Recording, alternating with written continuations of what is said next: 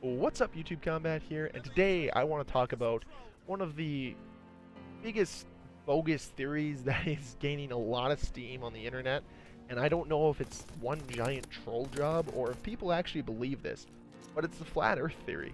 And it's not normally something I talk about on my channel, which is science and whatnot, but this is one of the biggest myths I have ever encountered.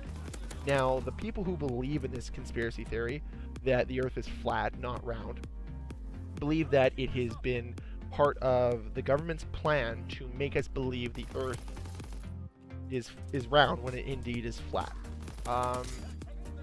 So there's three things that I want to kind of talk about, to at least ask flat earthers and explain how this works, because I've done some research, but the answers I get for the research I've done just make zero sense. So, reason number one, and it kind of blends with two reasons here. Reason number one, how do you explain the millions of pictures of the Earth, and how do you explain that satellites every day take pictures of the Earth, can show you live pictures of storms that have happened? You know, if there's a storm over Cuba, you know, when hurricanes happen, how do we have live looks at that? How is it that, you know, these satellites take these pictures of this planet that looks like ours and is round? How do you make that argument that that's not Earth and that Earth indeed is flat when there's millions of pictures? And I know people are like, well, the government's fabricating it, which gets me into the second point here of my first point. So building off my first point here, what purpose would the internet or the government have to convince you the Earth is flat or Earth is round instead of flat? Like, what do they have to gain? Oh man, globe sales are going through the roof. Good thing we invested in that round Earth theory that we created. Like, whoever thought about that, like, and actually thought the government would have something to gain out of that? It boggles my mind. And this is actually the third point building off of this, which makes no sense to me, is why is every other planet, moon, and any other space object we find that is big enough to be a planet, why are they all round and spherical? But the Earth, the one planet that can sustain life, isn't. Because it's the only planet that can sustain life. No, it's our atmosphere that allows us to sustain life the way we do, and our overall temperature of the Earth allows us to sustain life the way we can. Okay, there are other planets that can sustain life, it's just not the same as human life. Okay, so moving on. Point number two. How do night and day cycles happen in flat Earth theory? Seriously. How do plain night and day cycles happen in flat Earth theory? How come we wouldn't have an hour or 2 hours or 5 hours or 10 hours of pure darkness as the sun rotates around the other end, the bottom end of the Earth that is now flat? Because if you take a piece of paper, or even a desk, we'll say, and you take a sphere or a light and you rotate it around, as the sun does to the Earth, which is scientific fact that this is how the sun rotates, is it goes around the Earth, or the Earth rotates around the sun, pardon me. Earth rotates around the sun. How is it that we have night and day cycles, and it's one point it's sunny on one end of the Earth, and at the other point it is nighttime? You know, why is the sun rose and the moon's up here in one area and it's down here in another area? Like, explain this to me. Someone explain this to me, please. How do night and day cycles happen in flat Earth theory?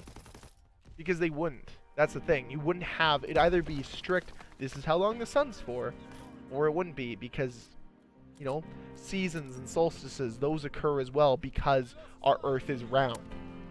Ever think about that, about seasons and how they change, and how, you know, there's a thing called the equinox, how those exist because of where the Earth is in relation to, and how it rotates in relation to the sun? Ever think about those? Because those are real scientific facts, and I know that a lot of people hate facts nowadays, but that's a fact. Reason number three, how can you, in flat Earth theory, they're essentially saying at one point the Earth is just cut off. You can either say it's a continent or whatever. How can you travel by car from one end of a continent to another on every continent? Now, not necessarily through roads, but we'll say, for argument's sake, there's a road in each continent that can take you from point A to point B, and you can drive it. That exists. That's a real thing, okay? There's no continent split up on one end of the Earth and the other.